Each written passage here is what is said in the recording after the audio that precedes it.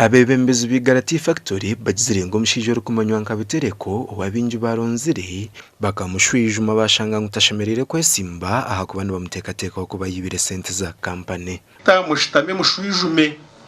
murebe bitabo byebere bita emico yeryeta natambarata ayitwaza atombantu otherwise numuta yo hatincha kare naragayo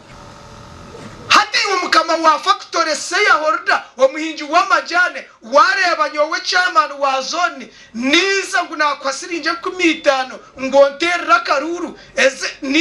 niwo mukama wa factory nimba ni kwesente zachi to baroya yanguze ngo nabanje tubarucengera bana onchirize tugende amateka hati mtukoza sa communication yachi eyamateka yonka samu reka kubiha abantu odaita nkanye oronzwe nkanye wachenga teka general public eyatronzire etombuteka sakwire sente za factory 2015 2015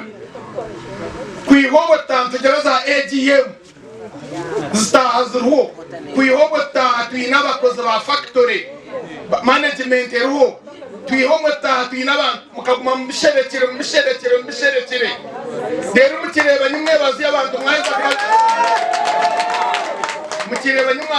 mwaza kubavetinga baraho mukaruru mugangunaga ngo kiyo hadimo factory mbamwana mutahamuruka burije abahinji b'amajyano bateganisubwe ubunyamwingi na munongo kushanga batine Katare aho baro kugira ngo batunga bajocerwa barongeno babasa kuganyurwa mu cyamanye ndakuganga tubakireta amajyano konkesa heje tubina tamisa abantu orukora mu madini omunganda mu politics bihebe byona politics te kumanya factory te kumanya dini factory te kumanya ruganda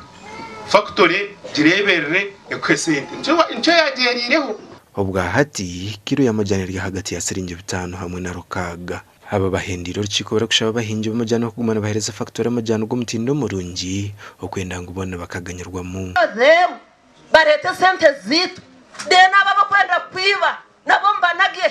gasha kwa Juliet Charsima.